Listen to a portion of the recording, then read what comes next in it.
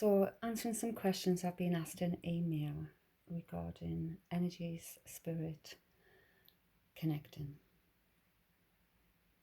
So, the first one was, why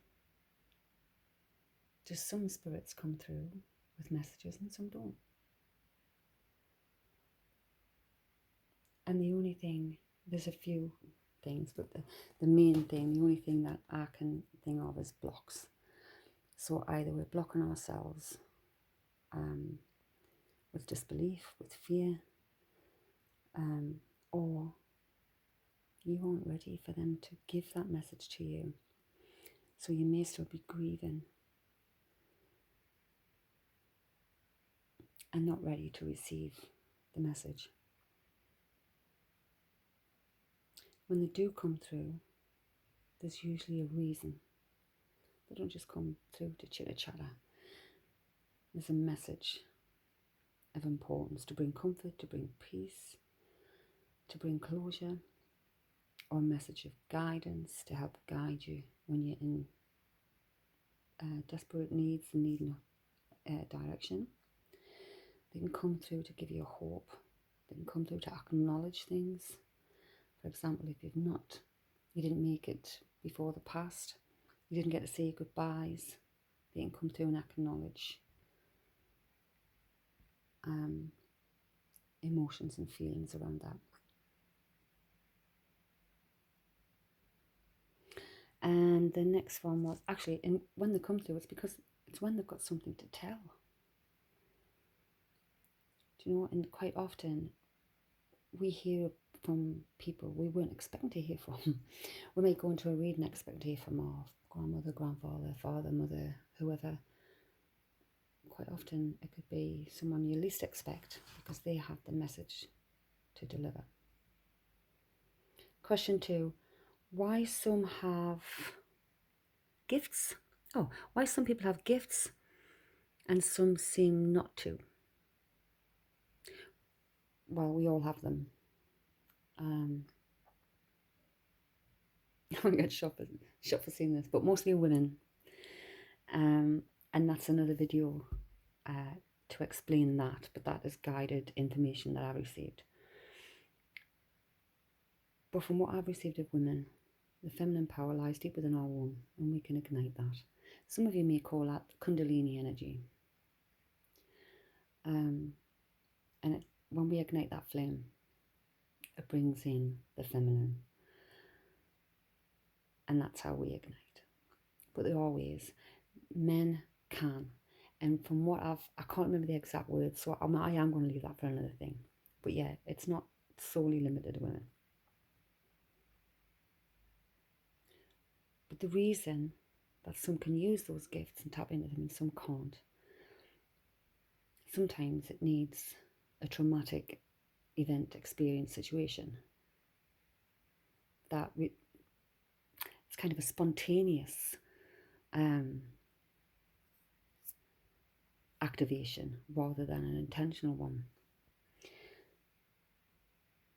But the person has to be worthy of the gifts, not worthy themselves as a person. They make you a fantastic person, but fantastic people bestowed with gifts can use those gifts not in the right way. So literally it's pure in heart, good intent, and controlling gifts given is one of the big things. Because just because you've got gifts doesn't mean that you can use them willy-nilly, take advantage of them, use them for negativity,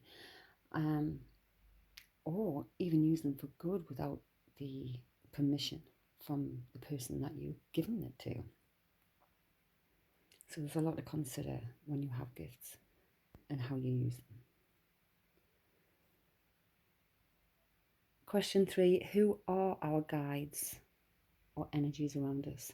Well, you'd think our guides would be our direct descendants, like parents, grandparents, great-grandparents and stuff. But actually, they're not.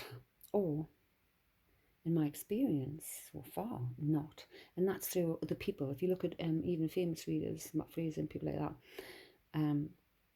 they're guides and things, or people they probably never heard of before they were introduced to them. Myself, Ugin, never heard of him. Hecate, never heard of. Persephone, yes, slightly heard of. Diana, Wonder Woman, that's the only association I had, but these are people I've been given. And my related, who we can recognise as family today, are seasonal guides who come and go when needed. Both my children had an imaginary friend called Sarah. She is a seasonal guide, so she was with me at the times when I needed her, when I had my young children. And she's, well, I've not heard from her, had notification of her, or anything of her, a sense of her for a lot of years now. But my kids are all grown up. So your guides can literally be anyone. But it does all go back, I know we're seeing relatives, but it does all go back in a corded type of lineage. So apparently Hecate, Persephone, Diana have all got some kind of corded link. And Hecate was introduced to me by, and you're not going to believe it, Jesus, who the message was, is a link there. It's kin. So it is kin, but trying to pinpoint it to your family of today in these times would be impossible.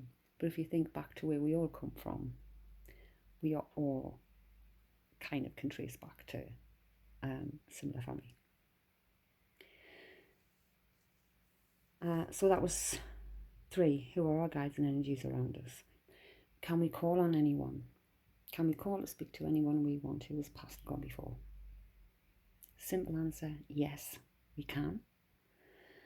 Do they respond and answer? No, not always. As above, so below, as below, so above. Family first, brother second. So like, I'd want to sit and have a chat with Aretha Franklin or Elvis Presley. Would they hear me if I call? Yes. Would they come to chat? No. It would be if there was a reason for that.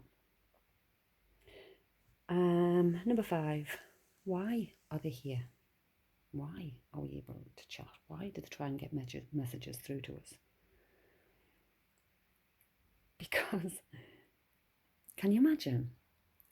There's so much controversy about life after death. Is there a life after death? Or is it just the end when your body goes? What is energy? Do you know, is there a heaven, is there a hell? All of that, regardless of your beliefs. When you cross over, it's like, you know, because you're still here. The body's gone, but the spirit's here. The energy returns to the one. And when the energy returns to the one, it's like you see everything clearly. It's like you've got a vast it's like someone has just like uploaded a whole hard drive of information on the entire universe, past, present, and possible futures. And any message because you realise he's still there, you can still communicate. You can still communicate, not through a mouth or anything, but communicate with those who are still living. They just can't see you because you're energy now. And why we're here is, some are here because they don't realise they've gone and they need help crossing over. Some are here for closure. Some are here to bring messages of healing, guides, comfort. But your own guides will walk with you every step of the way, every day of your life. From the ones who were there when you were born will be there when you die. Always there.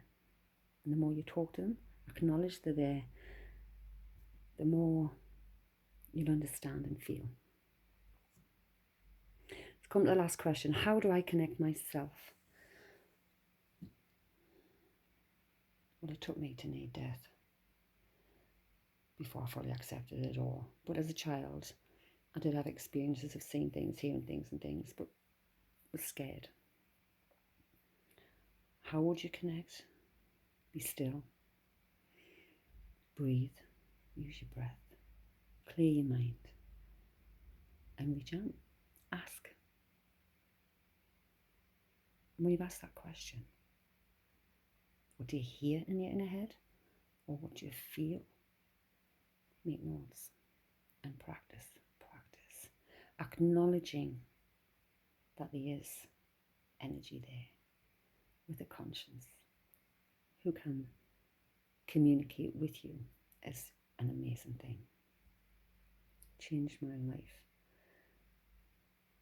drastically and for the better. Blessed be. Namaste. Amen.